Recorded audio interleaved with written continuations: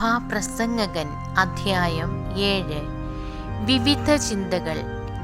മേൽത്തരം പരിമള തൈലത്തേക്കാൾ സൽപ്പേരും ജന്മദിനത്തേക്കാൾ മരണദിനവും ഉത്തമമാണ്. സദ്യ നടക്കുന്ന വീട്ടിൽ പോകുന്നതിനേക്കാൾ നല്ലത് വിലാപം നടക്കുന്ന വീട്ടിൽ പോകുന്നതാണ്. സർവരുടെയും അന്ത്യം ഇതാണെന്ന് ജീവിച്ചിരിക്കുന്നവർ ഗ്രഹിച്ചുകൊള്ളും. ചിരിക്കുന്നതിനേക്കാൾ മേന്മ കരയുന്നതിനാണ്. അത് മുഖം മ്ലാനമാക്കുമെങ്കിലും ഹൃദയത്തിന് ആശ്വാസം നൽകും. ജ്ഞാനിയുടെ ഹൃദയം കണ്ണീരിന്റെ ഭവനത്തിലാണ്, മൂഢന്റെ ഹൃദയം ആഹ്ലാദത്തിന്റെ ഭവനത്തിലും. ഭോഷന്റെ ഗാനം കേൾക്കുന്നതിനേക്കാൾ ജ്ഞാനിയുടെ ശാസനകൾ കേൾക്കുന്നതാണ് നല്ലത്.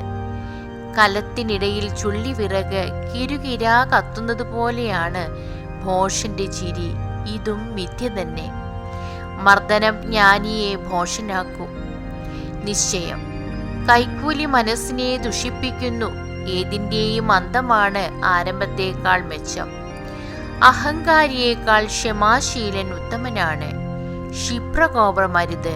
കോപം ഭോഷന്റെ മടിയിൽ വിശ്രമിക്കുന്നു. കഴിഞ്ഞ കാലം ഇന്നത്തേക്കാൾ മെച്ചമായത് എങ്ങനെയെന്ന് ചോദിക്കരുത്.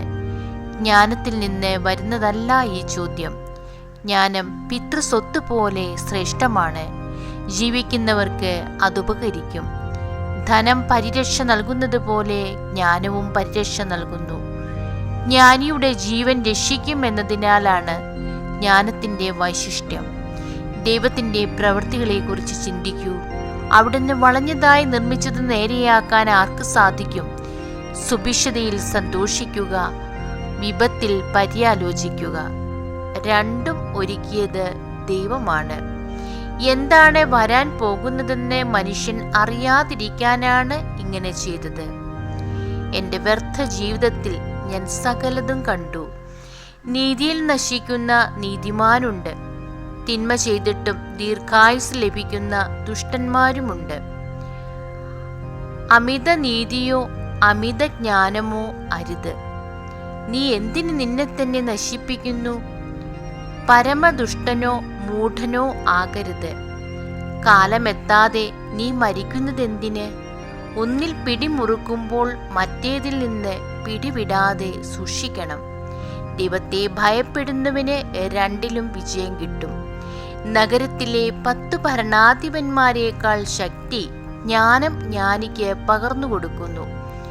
ഒരിക്കലും പാപം ചെയ്യാതെ നന്മ മാത്രം ചെയ്യുന്ന ഒരു നീതിമാനും ഭൂമുഖത്തില്ല. മനുഷ്യർ പറയുന്നതിനെല്ലാം ചെവി കൊടുക്കരുത്. ചെവി കൊടുത്താൽ നിന്റെ ദാസൻ നിന്നെ ശപിക്കുന്നെന്ന് നീ കേട്ടെന്നു വരും. നീ തന്നെ പലപ്പോഴും അന്യരെ ശപിച്ചിട്ടുള്ളത് നിനക്ക് നന്നായി അറിയാം. ജ്ഞാനം കൊണ്ട് ഞാൻ ഇവയെല്ലാം പരിശോധിച്ചിരിക്കുന്നു. ഞാൻ പറഞ്ഞു, ഞാൻ ജ്ഞാനിയായിരിക്കും. എന്നാൽ അത് എത്ര വിദൂരമായ ലക്ഷ്യമായിരുന്നു. യാഥാർത്ഥ്യം എത്ര വിദൂരത്താണ്. ആഴത്തിൽ അളക്കാൻ കഴിയാത്ത ആഴത്തിൽ ആർക്കത് കണ്ടുപിടിക്കാൻ കഴിയും? ജ്ഞാനവും കാര്യങ്ങളുടെ പൊരുളും വിവേചന ബുദ്ധിയോടെ അന്വേഷിച്ചറിയാനും പോഷത്വത്തിന്റെ ദുഷ്ടതയും ഭ്രാന്താകുന്ന മൗഢ്യവും ഗ്രഹിക്കാനും ഞാൻ പരിശ്രമിച്ചു. മരണത്തേക്കാൾ കയ്പുള്ളവളാണ് നാരി എന്ന് ഞാൻ മനസ്സിലാക്കി. കാരണം അവളുടെ ഹൃദയം കെണിയും വലയുമാണ്, കൈകൾ ചങ്ങലയും. ദൈവപ്രസാദമുള്ളവർ അവളിൽ നിന്ന് രക്ഷ നേടും, എന്നാൽ പാപി അവളുടെ പിടിയിൽപ്പെടും. സഭാപ്രസംഗൻ പറയുന്നു, എൻ്റെ മനസ്സ് തുടർച്ചയായി അന്വേഷിച്ചിട്ടും കണ്ടുപിടിക്കാൻ കഴിയാത്ത ഒന്ന് ഇതാ ഞാൻ കണ്ടിരിക്കുന്നു. അല്പാൽപമായി അറിഞ്ഞതിൻ്റെ ആകെത്തുകയാണിത്. എൻ്റെ മനസ്സ് ആവർത്തിച്ച് അന്വേഷിച്ചിട്ടും കണ്ടെത്താൻ കഴിയാത്തതാണിത്. 1000-ൽ ഞാൻ പുരുഷനായി കണ്ടു, എന്നാൽ ഒരുവളെയും സ്ത്രീയായി കണ്ടില്ല.